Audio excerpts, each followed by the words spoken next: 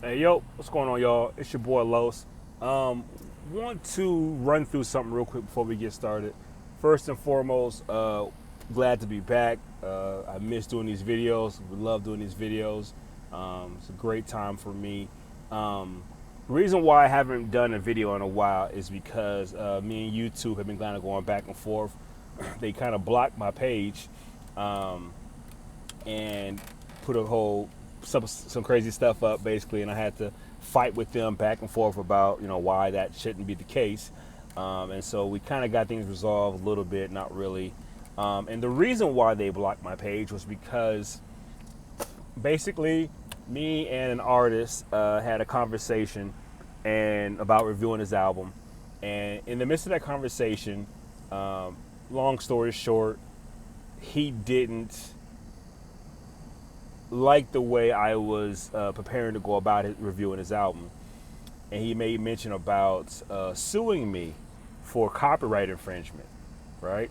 And so basically he's on some, yeah. Anyways, and so I don't know. Anyways, we finished that conversation, and then right after that, like the very next morning when I woke up, I went to check my YouTube page, and that bad boy was demonetized, and my videos weren't showing up, and some of my videos were taken down and whatnot. And so basically, long story short, I didn't want to do any traveling, didn't want to do any road trips and record a video if there was no chance for me to actually put it on, didn't have a page to put it on. Make sense?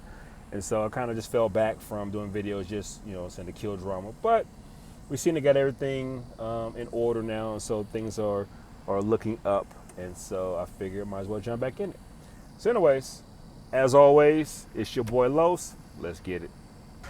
It's really real, I'm in the building again, killing my sins, something I'm trying to be diligent in, militant in the principles I'm a pillage I'm in, while I'm holding it down for my family still in the pen, yeah, I'm not here to pretend, my people ain't hip to the truth, so I'm filling them in, gorilla with pins, it was given to me, fishermen with lines of hooks to get the fish in the sea, all of these cats that rap wanna attack, cause I don't clap the crap, they on my back, cause I don't rap the yap about the trap, what did the five fingers say to the face?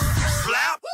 That's for all who's thinking it's a joke, man. Song lyrics make the kids want to be the dope, man. Try giving them some hope, man. I just want to spit a little rhyme to get you open. I'm ready to rock. All right, so as you can see, we are talking this very, very rainy afternoon about William Katt's latest album, To God Be the Glory.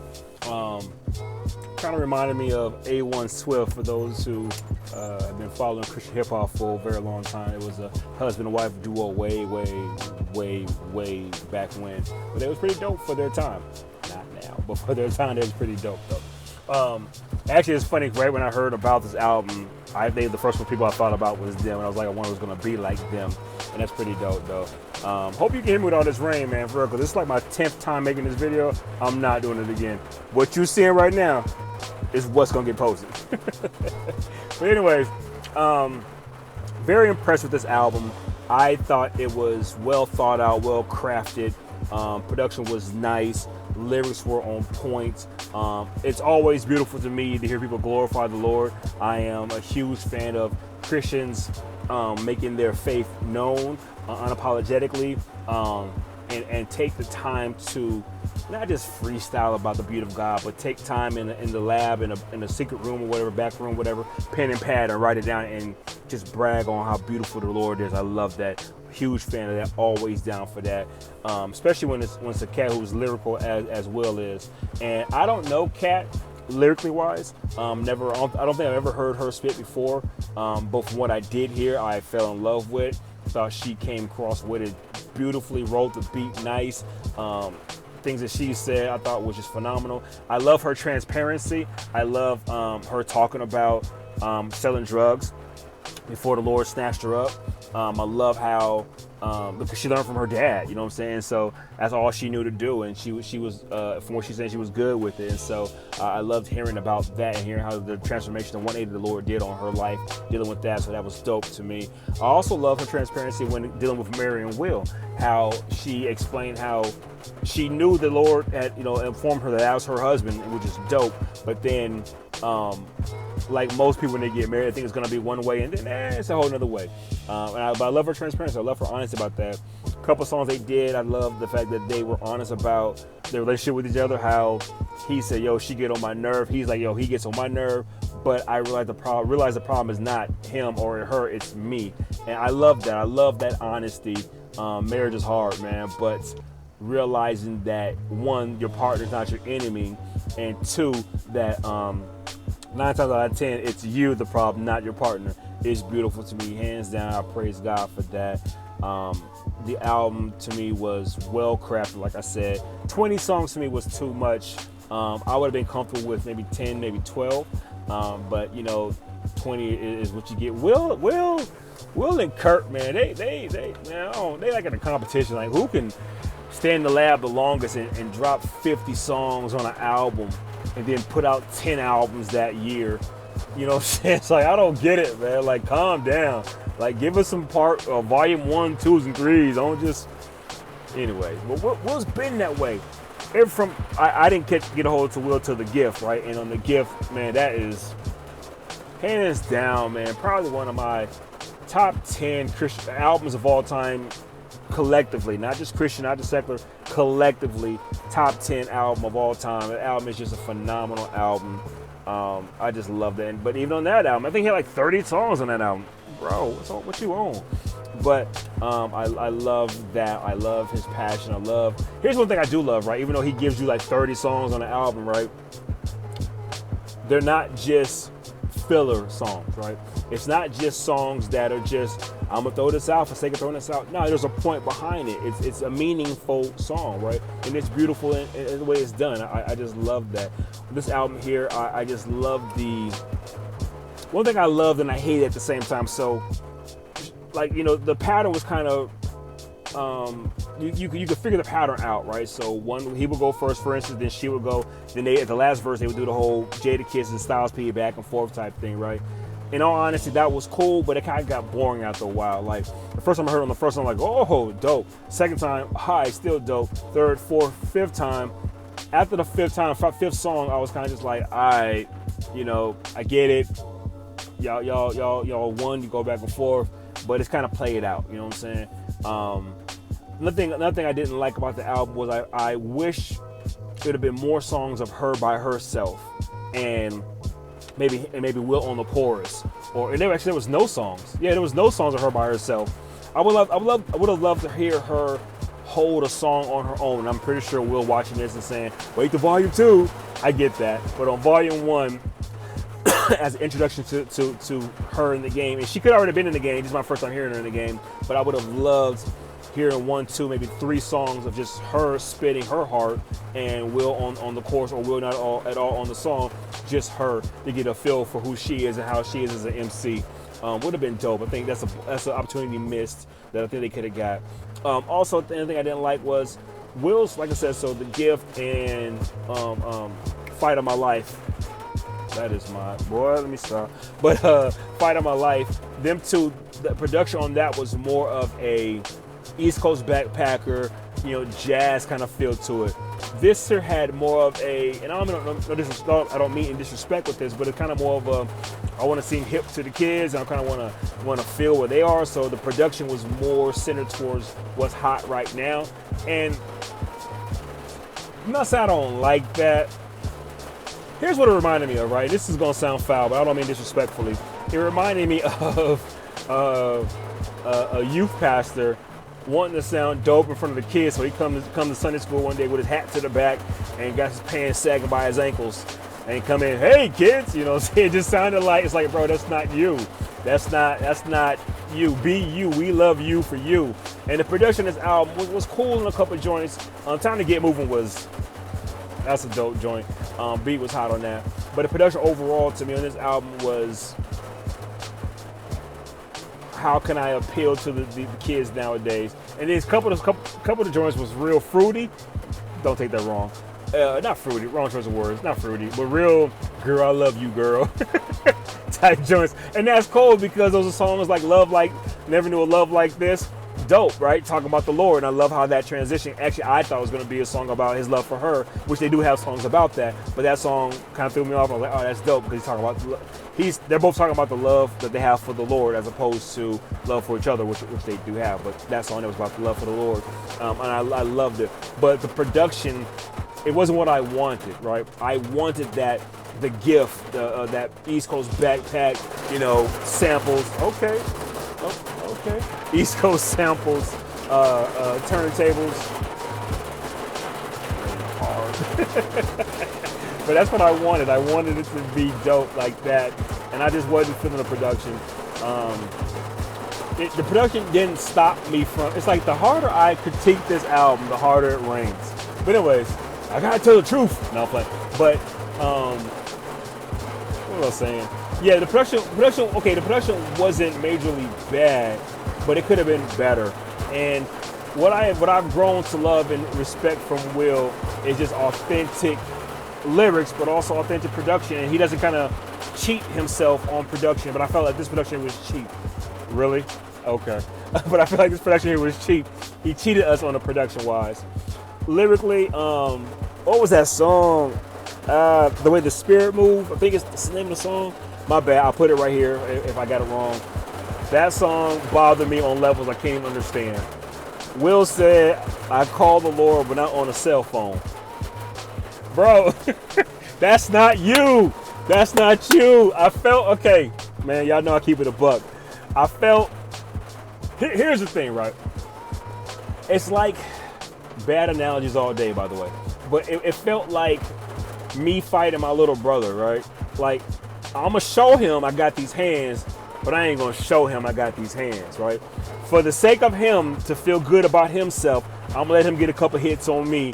But we both know I got hands, but I'm gonna pull my punches. I felt like Will pulled on some songs, not all. The album, like I said, is a great album, but I felt like a couple songs he didn't give us the Willie Will we've grown to love, right? I felt like we were shortchanged on some of the bars here. But he could have came harder, but it's just like eh. And also, the album didn't have a direction. Like Fight of My Life was only supposed to be Volume 1. We should be getting a Volume 2 soon, but we got this here, which is fine. But Fight of My Life had a destination. Had a start point and destination and an end point, which is basically to show repentance, show where he messed up at, where he fell short at, and how the Lord's glory is been magnified throughout his life, right? The gift, basically, just the Reformed theology, really, which was just beautiful to me. I love that whole setup of that album, and I saw where he was going, right? This here, I didn't really, outside of the title to the glory of God alone. Outside of that, every song did that, but there wasn't a clear direction, if that makes sense. And I'm not sure why I'm doing that, but I didn't get a clear direction from this album. But that doesn't mean I didn't like it. It mean I didn't love it. I felt like it, but I just felt like it was just 20 tracks they just threw on. But I feel like, and I was thinking about this the whole time hearing the album for the first and second time of the 40 times I heard it.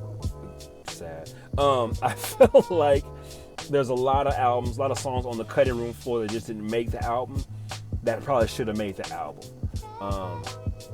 And I hope this doesn't be discouraging. I enjoyed the album. Like, the album was dope. I have a lot more in my head, pluses than minuses about this album. I just felt like they dropped the ball on a few things. And a couple of the songs picks, I just wasn't really feeling. And I felt Kat, man, I'm impressed. I'm not pulling Sean Penn here. I'm not a huge fan of female rappers, only because some of them just sound like dudes wrote their bars, right? I don't know if she did or didn't, but I felt like she did, right? Or if she didn't necessarily write all of it, she maybe got help or whatever. If she did, that's whatever.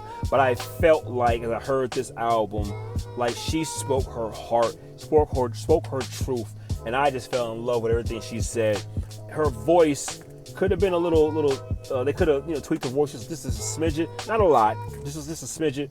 But man, overall, I was impressed with her as an MC, and I was impressed with Will to a certain point as an MC.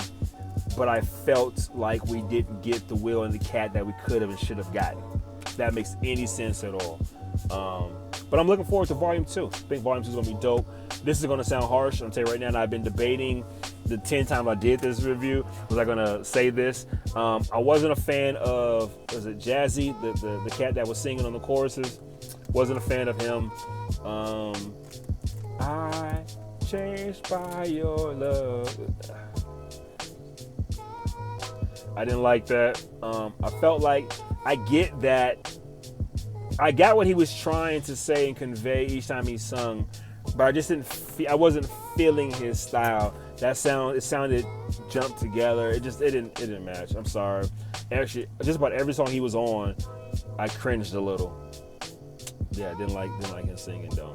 But I felt that Kat got vocals, and I think she could have killed it on some of the songs as opposed to him. But that's just whatever. End of the day, great album. Regardless of my little nitpicks, whatever like that, I love this album. I play it repeatedly. I don't even skip. Actually, it's a funny thing about it. When I put it in, I've been hearing it for, weeks now, and I've never actually just really skipped around. I always push play and let it ride. It's definitely a ride type album. I enjoy it. I enjoyed it. I love the unity in this album. I love the feel of we wrote this together and we're going to glorify the Lord together. I just love it. I love the transparency. That's one thing about Will that I've always been a fan of. I said it before, I said it again. Anybody can write a Hot 16. Anybody can. I don't care who you are. The nerdest kid you can think of can. You say, here's a pen pad. Go in that room. Write me a Hot 16, and they'll come back. And it might not be jaw dropping. It might not be John Blaze, but there'll be a line or two to make you say, okay. You know what I'm saying? Oh, all right. Something like that, right? Anybody can give you something from a Hot 16, but it takes true emceeing, takes true talent to be able to tell a story or be transparent in your bars to the point that it makes people visualize what they're talking about. I hate that I'm at a hand movement right now, boy. But it makes you visualize what's being said. And that's what I loved about this album, because I'm listening to it as I'm driving, and it's like I can see them living out what they're talking about, and I loved it, hands down, beautiful. Just saw that it's got the CDs.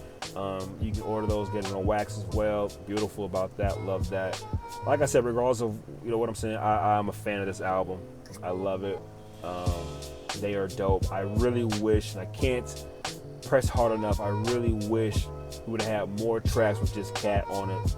Kind of want to hear her, who she is, hear her style, see if she can hold a song on her own. But Lord willing, part 2, we can get that.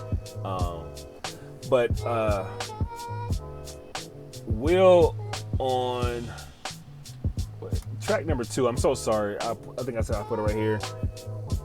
Bro, you came in so hard on that bad boy. I was just floored about how dope it was. And here's the thing, right? I'm rambling, but I want to clarify this here. I love the get back, right? The comeback. If you hear the album, this is not me gossiping. He said in his album he cheated, previous relationship, and remarried, and lost his pastorship, and a couple other things. But he loves God, man. Even in his sinning, he loved God and repented of his sin, and then was transparent about, this is what I did. Most cats would have been like, I got a secret kid, or I don't want to tell anybody about this, but he was 100% honest. This is what I did, and let me walk you through the steps of how it transpired. And I love seeing where he's at right now. My man looks so happy in this marriage, man, and it blesses my heart. We chop it on Facebook regularly, and every time I go to his page and see something from him and his wife or whatever, I just smile, man, and rejoice in the Lord for who he is and who the Lord is and what he's doing in them. And I just pray for them, man. Pray that they continue to push forward through all things. Like I said, that was seen in this album. That was felt in this album. There's a genuine love they have for each other, and they are dope, bro. They are dope. But yeah, I know it's been a while. Trying to get back in the groove of things and how to do my 2 senses, man. But I'm a fan. Salute, my guy. Salute, Miss Lady. Yeah. Y'all be good.